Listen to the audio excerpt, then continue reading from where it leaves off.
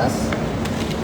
Tidak langsung kehadiran saya sini terkait, tapi tidak semuanya berhubungan dengan kedaruratan yang baru kita alami di dunia ini. Jadi ini koordinasi yang sudah biasa kami lakukan dan akan kami lakukan.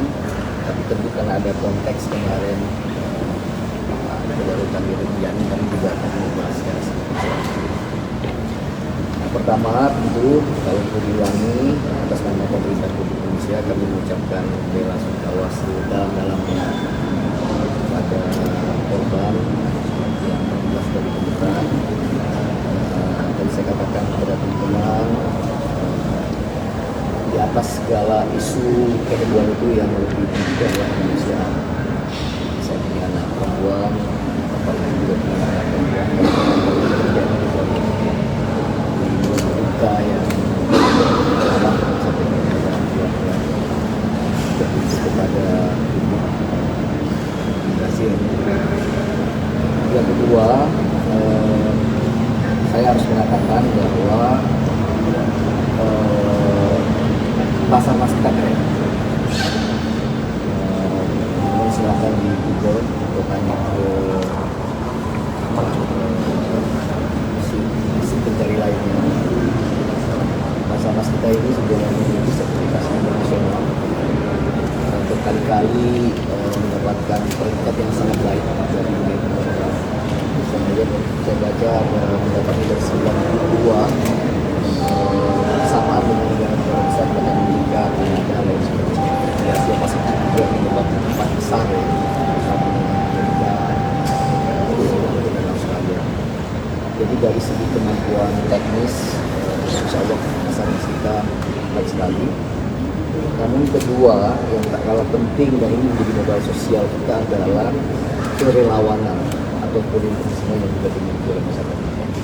Kita ini punya ring of fire, bencana bisa terjadi di mana-mana. Nah, kapasitas negara yang memang saya katakan super baik itu, ya, tapi juga dibantu dengan maksimal oleh kerelawanan yang dimiliki oleh teman-teman kita. Sekarang membuat agama Rinjani dan relawan lain yang luar biasa yang terpanggil hatinya, terpanggil jiwa raganya untuk yang bergerak di Indonesia. Jadi saya kira pertama institusi negaranya, jadi Basarnas kita kuat.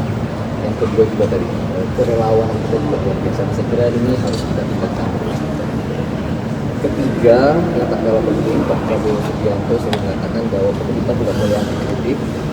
Jadi dengan kejadian ini kami akan evaluasi secara total prosedur penanganan SOP ya, secara umum yang kita kita evaluasi.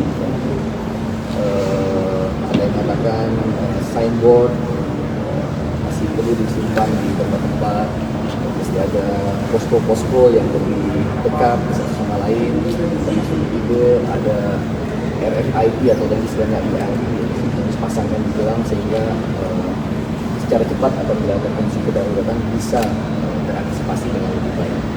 Jadi sekali lagi kami tidak anti kritik, kita akan perbaiki SOP kita. Tapi momentum ini saya juga memberikan himbauan kepada masyarakat bahwa naik gunung itu nggak sama dengan ke mall. Jadi kapan mau healing tidak bisa ke mall, gitu. Ke gunung ada lain, situasinya spesifik. Perlu ada edukasi, persiapan yang lebih baik. Kalau itu bagian dari evaluasi kita. Mungkin ya kita akan sertifikasi guide akan kita masihkan kembali. Kemudian juga mungkin ada perankingan terhadap kebahayaan ya, ke potensi kedaruratan sebuah gunung, hal yang berbahaya. Sehingga misalkan kalau belum pernah naik gunung A yang kedaratannya lebih kecil, maka tidak boleh naik gunung B dan sebagainya. Sehingga itu nanti sekali lagi itu gunung itu tidak hanya seperti ke mall atau ke Bali ya. Pada intinya Taman Nasional itu adalah konservasi. Jadi ini bukan turisme yang bersifat pasif yang diolah oleh kemudian pariwisata, tapi ini sebenarnya intinya adalah konservasi. Bagaimana menjaga alam kita, tetapi kita beri ruang pada masyarakat yang ingin menikmati indahnya alam Indonesia. Tapi sekali lagi tidak boleh berhenti dengan keselamatan.